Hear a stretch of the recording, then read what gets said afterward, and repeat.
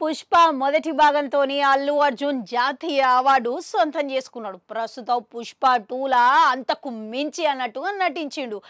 అయితే ముఖ్యంగా జాతర సన్నివేశాలల్లో ఈయన నటన తీరు చూసి అందరూ ఆశ్చర్యపోయారు.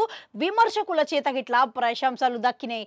వామ్మో, ఒక నటుడు, ఒక స్టార్ హీరో అది గిట్లా ఒక సినిమా కోసం ఇంత కష్టపడి పనిచేస్తాడా అని జాతీయ స్థాయిలో ఈయన గురించి చర్చ నడుస్తున్నది. మళ్ళీ ఇంతమంది మాట్లాడుకుంటున్న నేపథ్యంలో హీరోయిన్ రష్మిక మందన గిట్లా ఇటీవలనే ఒక జాతీయ మీడియా సంస్థకు ఇచ్చిన ఇంటర్వ్యూలో ఆయన నటన గురించి ప్రశంసలు కురిపించిందంట.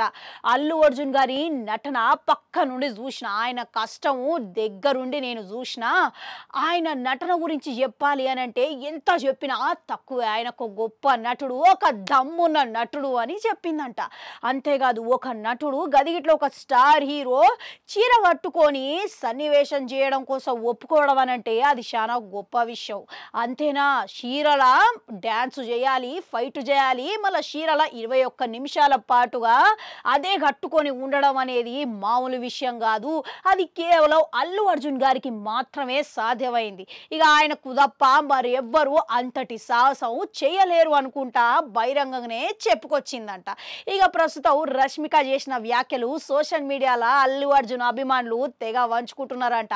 మరోపక్క ఆకట్టుకున్న నటనతోని, అందులోనూ ప్రతి ఒక్క సన్నివేశంలో ఆయన పెట్టిన శ్రద్ధ, ఆయన కష్టపడ్డ తీరును చూసి ఆయన అసలు ఏం నటుడు రాబోయే అనుకుంటా ప్రతి ఒక్కరు మరోసారి జాతీయ అవార్డు రావాల్సిందే అని కమెంట్లు పెడుతున్నారంట. మరోపక్క ఎర్రచంద్రం దొంగకు జాతీయ అవార్డు వచ్చుడేంది అని విమర్శలు చేస్తున్నారంట.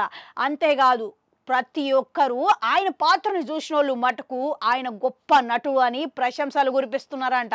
ముందు రానున్న రోజులల్లా ఆయన ఇట్లనే ఆకట్టుకోవాలి జనాలని, ప్రేక్షకులని అని వాళ్ళు కోరుకుంటున్నారంట. ఇదంతా మంచిగానే ఉన్నది, కానీ అల్లు అర్జున్ ఇంతకు ఈ సినిమా కోసం ఎంత పారితోషికం తీసుకున్నాడు అని చూస్తే నోరెళ్ళబెట్టాల్సిందే. ఏకంగా 300 కోట్ల వరకు పారితోషికం అందుకున్నాడంట. ఇప్పుడు అల్లు అర్జున్ సినిమాకు ఈ పారితోషికం అనేది ఏ హీరో కానీ, ఈ స్థాయిలో ఏ నటుడు కానీ సినీ చరిత్రలోనే ఈ మొత్తం అందుకోలేడంట.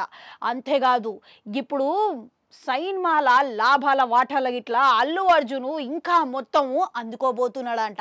గిట్లా అల్లు అర్జును లాభాల వాటల్లో అందుకున్న మొత్తం కలిపితే ఇక ఇప్పుడు ఆ మొత్తం అనేది ఇతర ఏ హీరో అందుకోవడము చాలా కష్టము, ఇక చాలా సమయం పట్టే అవకాశాలు ఉన్నాయని సినీ వర్గాలల్లా మస్తుగా ముచ్చటిస్తున్నారంట.